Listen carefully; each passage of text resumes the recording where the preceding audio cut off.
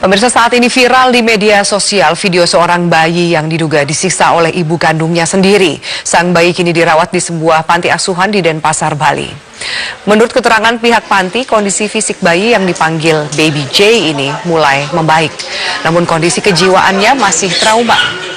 Berdasarkan keputusan Dinas PPPA Bali, Baby J harus dikembalikan kepada sang ibu pada hari Kamis kemarin. Namun pihak panti masih meragukan kesehatan psikis sang ibu. Dinas Sosial Bali yang bekerja sama dengan panti meminta ada kepastian terkait kondisi kesehatan ibu Baby J. Mereka juga meminta ada pihak yang mengawasi perawatan Baby J di tangan ibunya.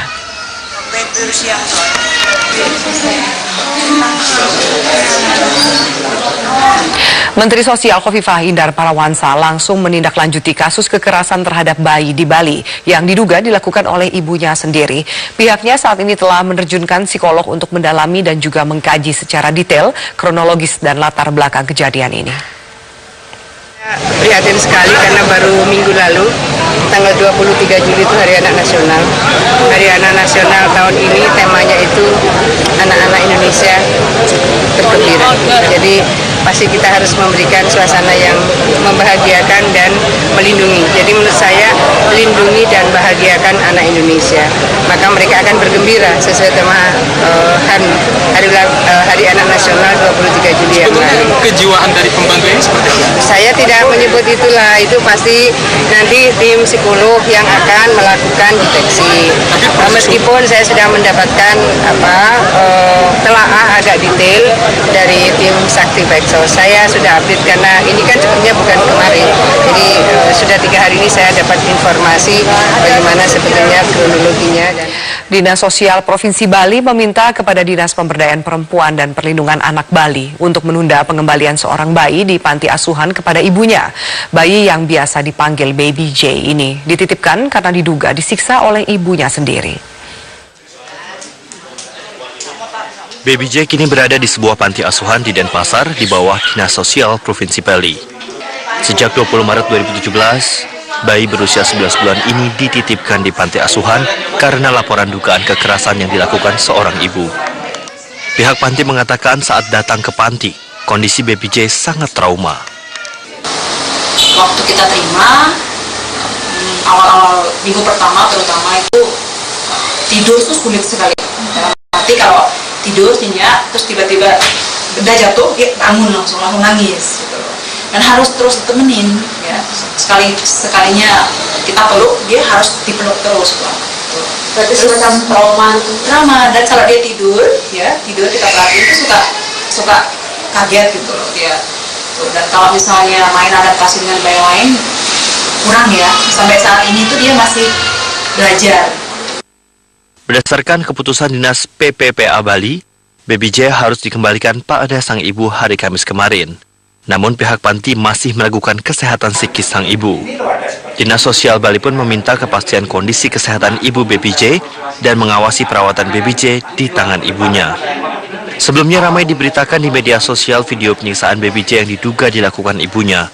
Dalam video berdurasi 18 detik itu, Baby J menangis akibat penganiayaan.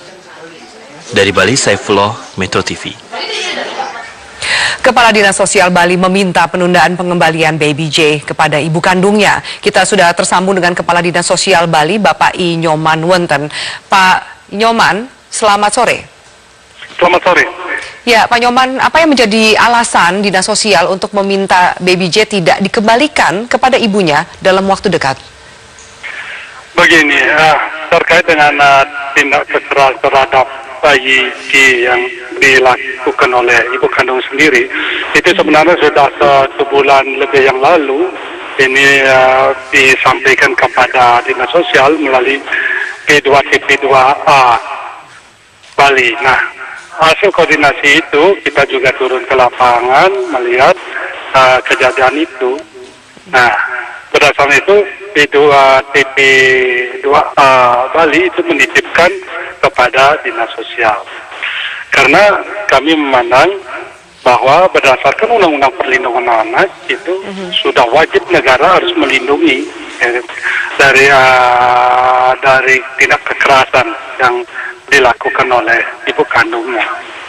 Nah, berdasarkan hal itu kami memiliki mitra kerja di dalam, yaitu Yayasan Meta atau Yayasan Mama Maga. Karena kami membangkitkan partisipasi sosial untuk menangani masalah sosial di Bali, dan kami tidak memiliki panti khusus penanganan atau pengasuhan bayi. Karena kami punya 2 panti untuk kami kerjasama, yaitu Yayasan Bali dan Yayasan Meta. Kebetulan ini saya titipkan sama Yayasan Meta atau Yayasan Mama Maga untuk pengasuhan lebih lanjut dari trauma bayi itu. Itu. Nah, Pak Nyoman, gimana? ya Pak Nyoman, bagaimana kondisi psikis sang ibu saat ini? Apakah Anda juga mendapatkan laporan? Ya, berdasarkan laporan itu kan kami melihat itu, saya masih meragukan, walaupun saya dinas sosial kan tidak bisa langsung menjustis bahwa apakah ibunya sehat atau tidak sehat. Yang menentukan ibu sehat tidak sehat itu kan dari dokter, gitu loh. Tapi kami masih meragukan itu loh, kesehatan dari sang ibu, walaupun sesungguhnya kami sadar bahwa untuk pengasuhan anak itu lebih baik sebenarnya diasuh oleh ibu kandung. Tapi kalau ibu kandungnya kurang sehat, kurang baik, saya masih belum berani memberikan hal itu, kecuali nanti ada surat keterangan dari dokter bahwa memang ibunya layak dan sudah sehat untuk mengasuh bayinya. Pak Nyoman, kami mendapatkan informasi juga tadi kami sempat tampilkan keterangan dari pihak panti yang mengatakan bahwa Baby J ini, sang bayi mengalami trauma. Bagaimana kondisi sang bayi hingga hari ini dan apa yang dilakukan pihak dinas sosial untuk memulihkan bayi ini dari traumanya? Langkah-langkah yang kami lakukan, kami terus berkoordinasi baik dengan Yayasan Meta untuk memulihkan trauma bayi, baik dari dokter, dari psikologi sosial, dari segi dokter juga kita terus mengadakan pemantauan terkait dengan hal itu. Juga kami mengharapkan saksi pektos, kami kan punya saksi pektos untuk turun memantau ke lapangan. Itu yang sehingga kami melihat itu kayaknya masih trauma si bayinya itu. Buktinya dia merasa nyaman dengan